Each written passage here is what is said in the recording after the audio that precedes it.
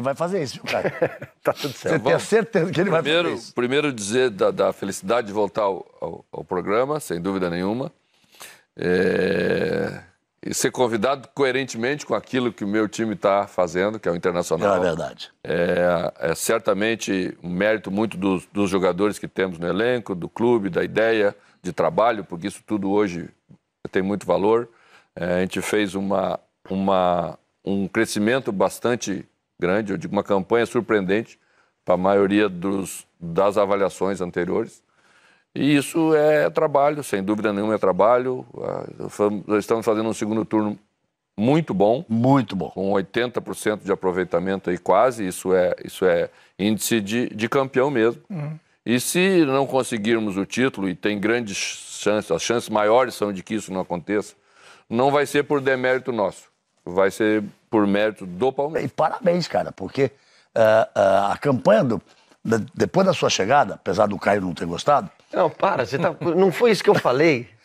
Não foi? Pera, Marco Antônio, o que ele falou? Foi o que ele falou. Não foi o que ele falou? Foi, fez dura crítica. Ele falou que o Inter não tinha chance.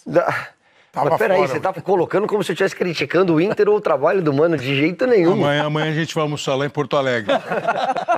Eu levo você. A pergunta foi objetiva. Você acha que o campeonato acabou? Eu falei, acho que sim, apesar do grande segundo turno do Inter e do trabalho do Mano. E ele também sabe. Você acha que o campeonato acabou. Mas alguém perdeu. Eu, como bom técnico da Escola Gaúcha, já pedi a gravação. Já vou colocar ao vivo no vestiário para os meus jogadores. Não preciso falar nada. Ainda não vou falar nem o nome da pessoa que estava falando. Aquele menino sorridente do Bem Amigos, que fica rindo, amigo de vocês. Você está se referindo a alguma história anterior? Não tô não. Essa é da nossa escola. É da minha escola. A gente tem que você sabe que ter orgulho da escola. Hoje eu sou pelo menos metade gaúcho, você sabe muito bem disso. E que entrega, e tem as bergamotas, né? Que agora virou folclore. Vamos explicar o que é bergamota?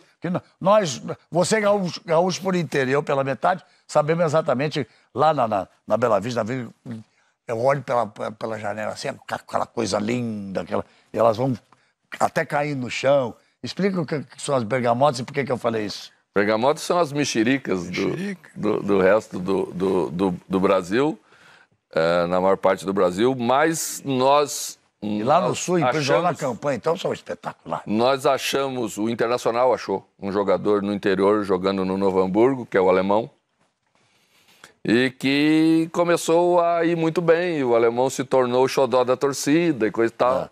E entrou a história das bergamotas, eles começaram a comemorar com bergamota, música de bergamota para lá e bergamota para cá, e veio o Pedro Henrique junto. Você falou bergamota mexerica, é tangerina também. Também é tangerina. Depende da região. O Pedro, que é da mesma região, que é do interior do Rio Grande do Sul, eles são muito identificados com o Internacional e coisa e tal, quando meninos eram torcedores do Internacional e hoje são jogadores.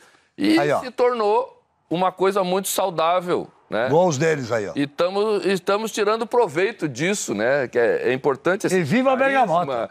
Essa empatia com o torcedor e viva os gols deles. E viva as bergamotas todas aí. Deixa só uma coisinha.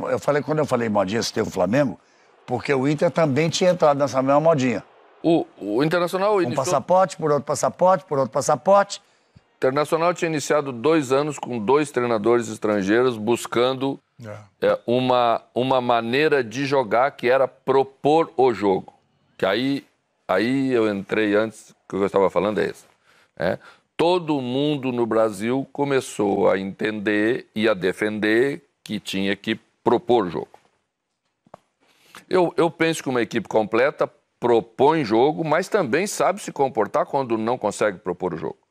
Porque se 2 equipes querem propor o jogo, como faz? Qual é a que vai se sobrepor?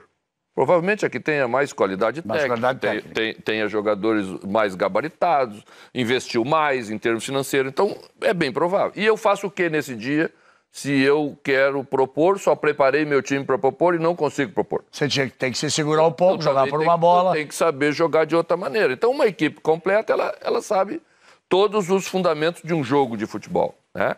Então, a ideia do Internacional era essa. Trouxe o Ángel Ramírez, né, no primeiro momento, e aí ficou pouquíssimo tempo, porque aqui no Brasil também não se aguenta, Porque tem a pressão externa, tem a pressão sobre o presidente, mudar, mas não sobre espera, isso, sobre aquilo. Quer mudar, mas não vai esperar um ano para mudar, né?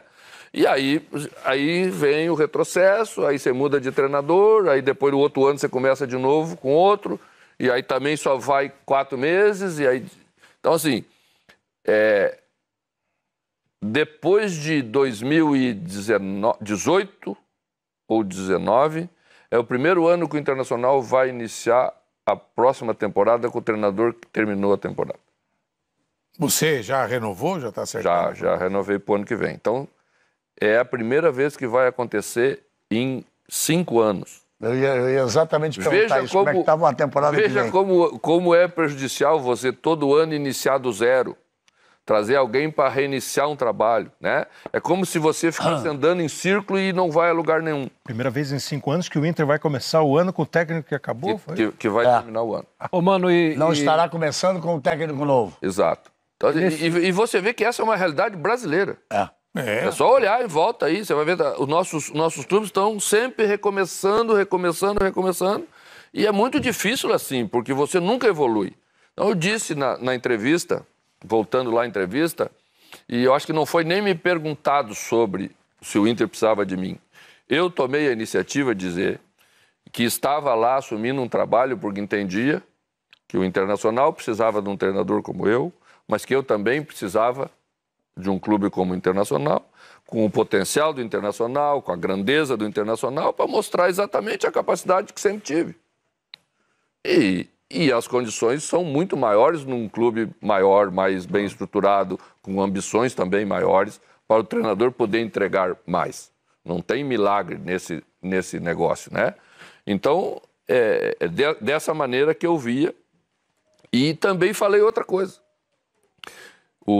Eu sei a sede do torcedor de ver o time do Internacional, de ver de novo o time campeão, né? Mas às vezes você tem que esperar um pouquinho. E o que eu disse é que se não conquistássemos nada este ano, quando terminasse o ano, o torcedor ia ver um time melhor preparado para conquistar o ano que vem. Que esse é o caminho natural das coisas, né? Paulo Autuori, que nos deixou e foi para a Colômbia, falou isso quando foi campeão no Botafogo. Campeão brasileiro no Botafogo. Falou assim, vejo muita dificuldade do Botafogo seguir vencendo alguma coisa para frente, porque não temos estruturação de nada para dar consistência para esse título que estamos conquistando aqui. Então vai ser uma coisa meio que uma ilha de uma conquista, né? Por que o Palmeiras... Isso foi em 1995. Em 95 para 96. Por que o Palmeiras está mais duradouro do que todos os outros que ganharam um... Porque o trabalho foi seguindo. Porque fez melhor a estruturação toda durante anos. 8 anos. Então, isso se sustenta mais. E esse é o caminho que eu acho que a gente deve percorrer. Aliás, é elogiável e é importante que os clubes... E fico até feliz quando vence assim. Porque isso é que acreditamos nós. Assim que devem ser as coisas construídas, para que elas sejam mais sérias, mais bem avaliadas.